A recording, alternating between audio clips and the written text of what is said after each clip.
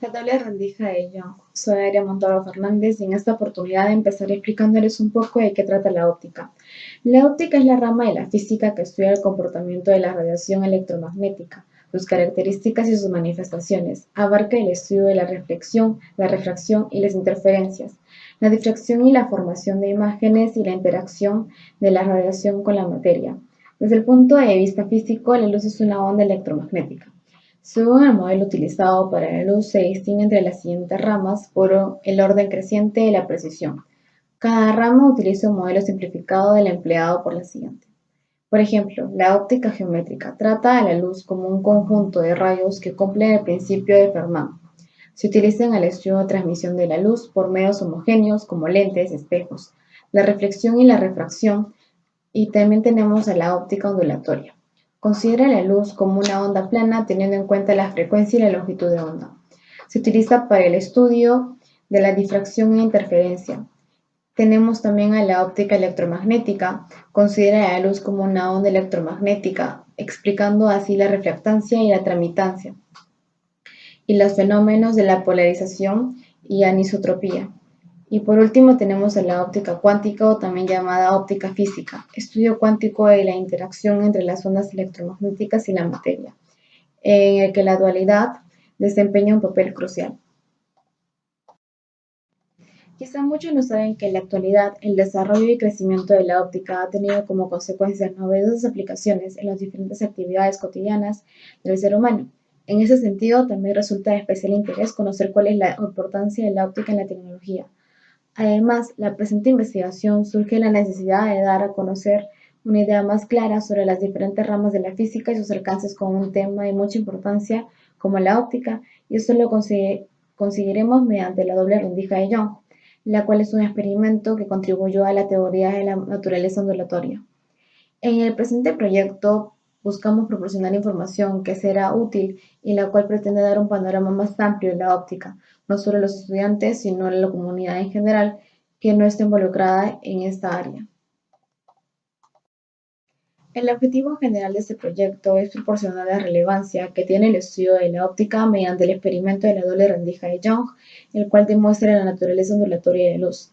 Como primer objetivo específico tenemos comprender cada procedimiento mediante fundamentos teóricos y prácticos del campo de la óptica. Como segundo punto, explicar el fenómeno por diferencia la colocación de una o dos rendijas durante la ejecución de experimento. Y el último punto, comprender y analizar el comportamiento que efectúa la luz tanto teórica como práctica del experimento en el campo general de la física. Marco teórico tenemos lo que es difracción de la luz y dispersión de la luz. En lo que es difracción de la luz, nosotros nos basamos en el experimento que se hizo con una luz solar en un cuarto oscuro, utilizando una cartulina en la cual se hizo un agujero. Después utilizamos otra cartulina en la cual se hizo un orificio donde tenía que pasar la luz. Por ello citaremos la investigación que realizó Palacios sobre la red de difracción realizada por Grimaldi. Asimismo, la formación de imágenes mediante espejos y lentes es un estudio que fue realizado a instrumentos ópticos.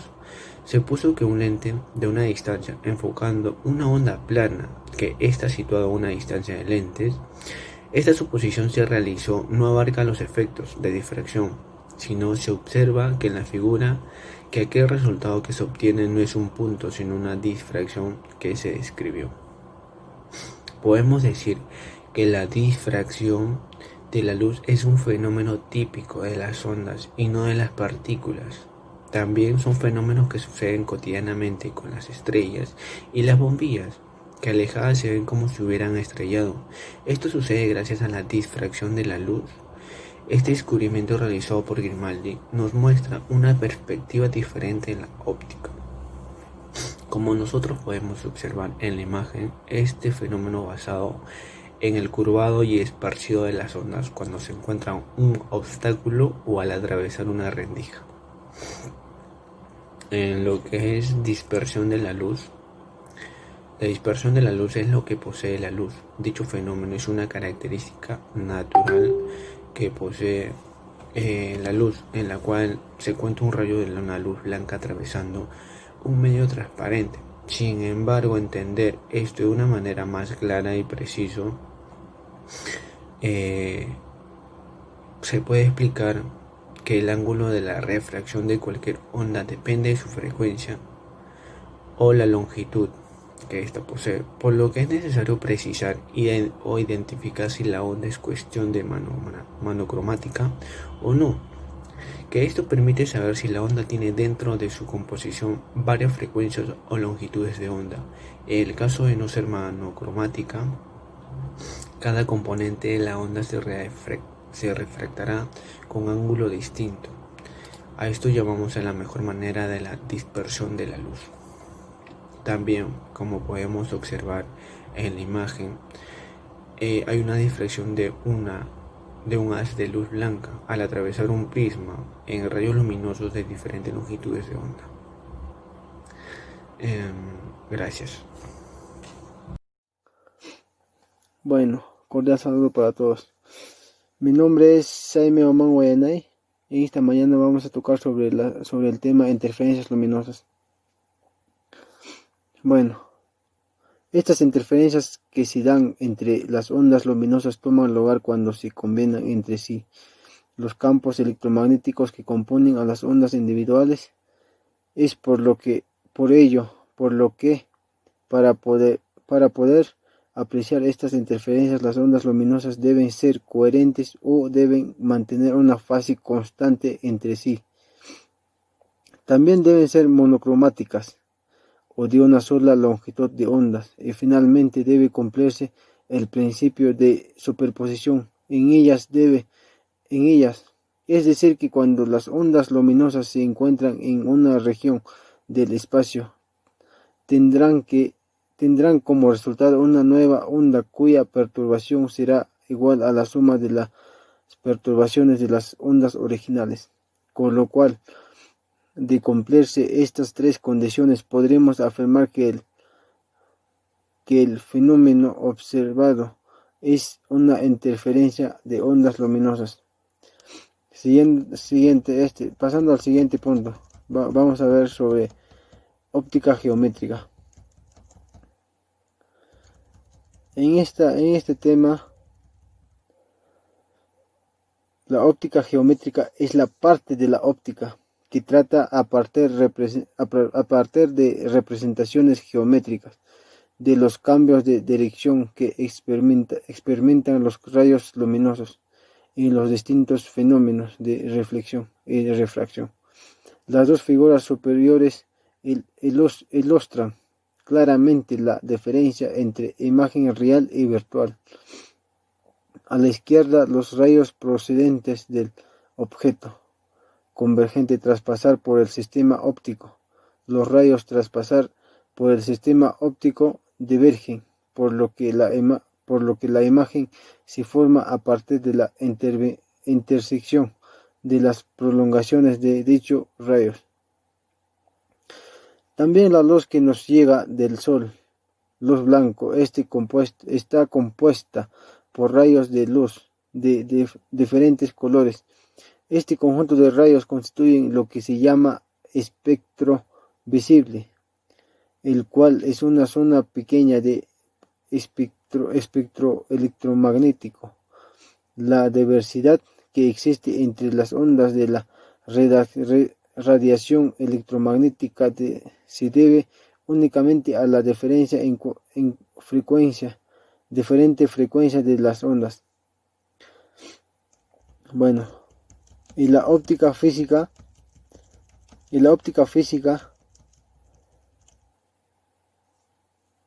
es la rama de la óptica denominada óptica física. Nos permite y facilita conocimientos previos al entendimiento de ciertos fenómenos naturales o artificiales de nuestro alrededor que nos podría ser explicado con los estándares de conocimiento que la mayoría percibimos de nuestros entornos. También nos afirman que esta rama de la óptica puede ayudarnos a entender cómo es que funciona la compleja instrumentación óptico y los efectos físicos que en ellos se producen. Gracias. Experimento de la doble rendija de Young. Mi nombre es Leonardo Chávez y soy estudiante de Ingeniería en Seguridad Laboral. Young a los 2 años ya sabía leer, nació en 1773. A los 14 años él estudiaba el griego, el latín, el francés, el italiano, el árabe, el turco y el sirio. Para muchos estudiosos y físicos, el experimento es considerado uno de los más bellos de la física, debido a la simplicidad, a la simplicidad del planteamiento, a la armonía de sus elementos y a la profundidad de sus resultados. El experimento realizado en 1801 es un intento para descubrir básicamente la naturaleza, si es corpuscular u ondulatoria, de la luz. Algunos antecedentes del experimento es que la naturaleza corpuscular está basada en los trabajos de Newton, mientras que la naturaleza ondulatoria está basada en los trabajos de Hooke y Huygens. Y otros antecedentes son la reflexión y la refracción de la luz. ¿En qué consiste? En una habitación a oscuras, con la ventana tapada, hizo un diminuto agujero donde utilizó un espejo para poder desviar un pequeño haz de luz. Luego, con un trozo de cartón de aproximadamente unos 3 milímetros de grosor, donde llegó a observar una distribución de sombras en bandas alternativas de luz y oscuridad. Es aquí donde se da una interferencia, donde diferentes ondas se superponen para formar una resultante de mayor o menor amplitud. También es importante identificar la interferencia constructiva y destructiva que pueda llegar a tener la onda. Después que hayamos hablado de esto, nos lleva a preguntarnos qué es. ¿La luz es una onda o es un corpúsculo? Y la respuesta es que son las dos cosas a la vez. Aquí entramos un poco a la teoría cuántica y específicamente en este punto ya se empieza a hablar de una dualidad onda corpuscular. Gracias. Buenos días, mi nombre es Noé Gabriel Cuadros Oroña. Hoy les vengo a hablar sobre los materiales, el proceso y algunas fórmulas que utilizamos en el experimento de la doble rendija. Comencemos con los materiales. Para este experimento se necesita un láser, un portaobjetos, papel de aluminio, un alfiler, una cinta pequeña y papel blanco. Sigamos con el procedimiento. Paso 1. Comenzamos haciendo nuestra rendija. Para eso tomamos el portaobjetos y tapamos una cara con un pedazo de papel de aluminio. Paso 2. Luego, con la ayuda de un microscopio, hacemos 2 agujeros en la parte central del aluminio. Paso 3. Después colocamos el papel blanco en la pared. Paso 4. Seguidamente colocamos el láser a una cierta distancia apuntando hacia el papel. Paso 5. A continuación colocamos la rendija enfrente del puntero. Paso 6.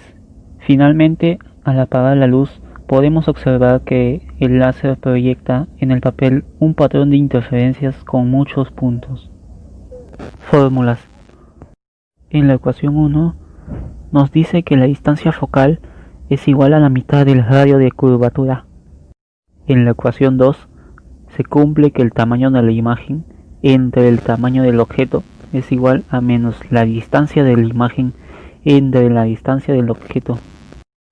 En la ecuación 3 nos dice que la suma de las inversas de la distancia del objeto y la distancia de la imagen nos da como resultado la inversa de la distancia focal.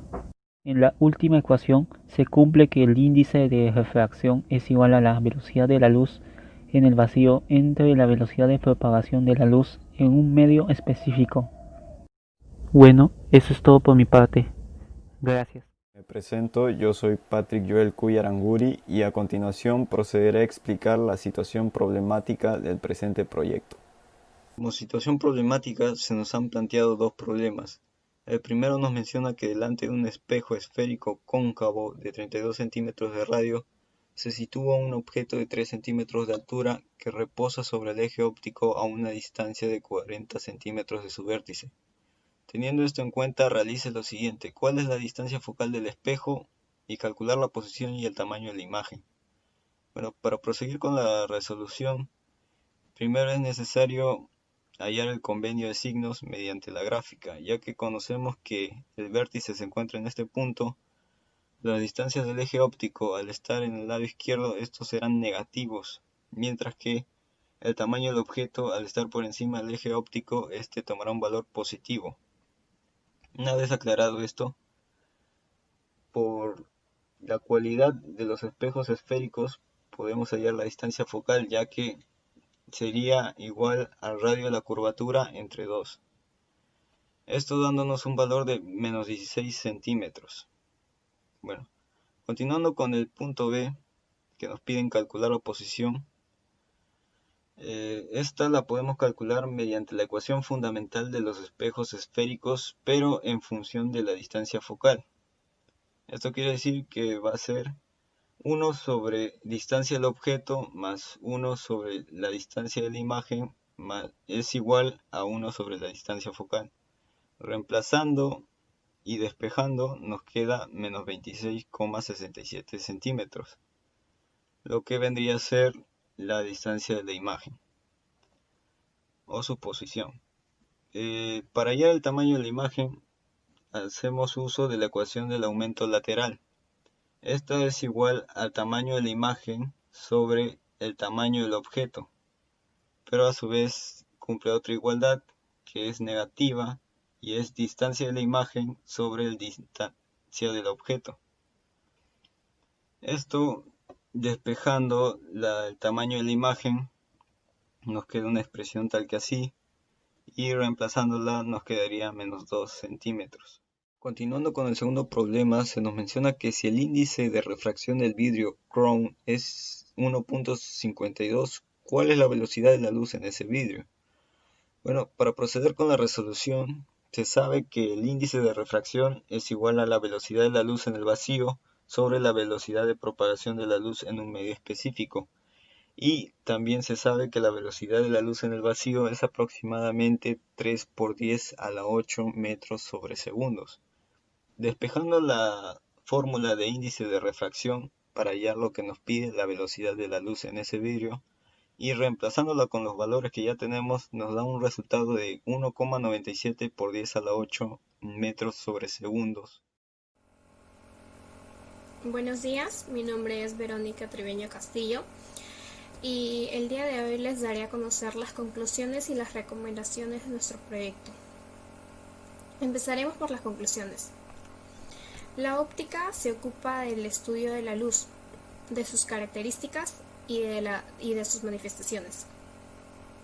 La reflexión y la refracción por un lado y las interferencias y la difracción por el otro.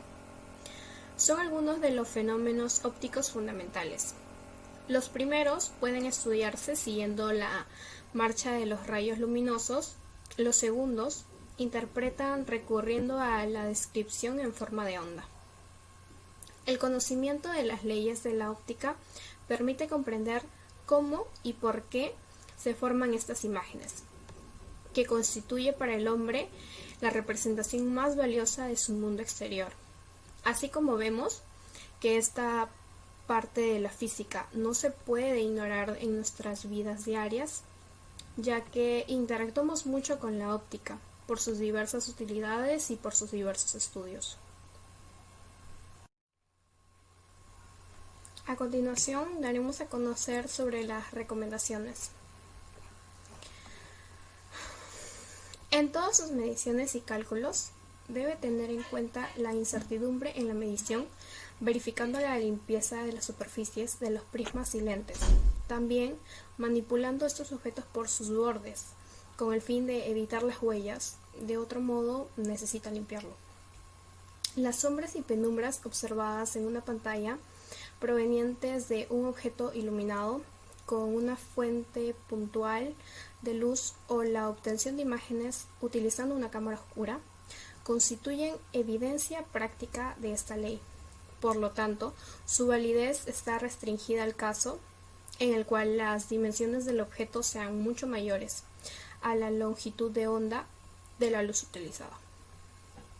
Cuando la luz interactúa con objetos que son comparables con su longitud de onda, la luz no se propaga rectilíneamente, presentándose el fenómeno de la difracción de la luz, por el cual es parte del campo óptico.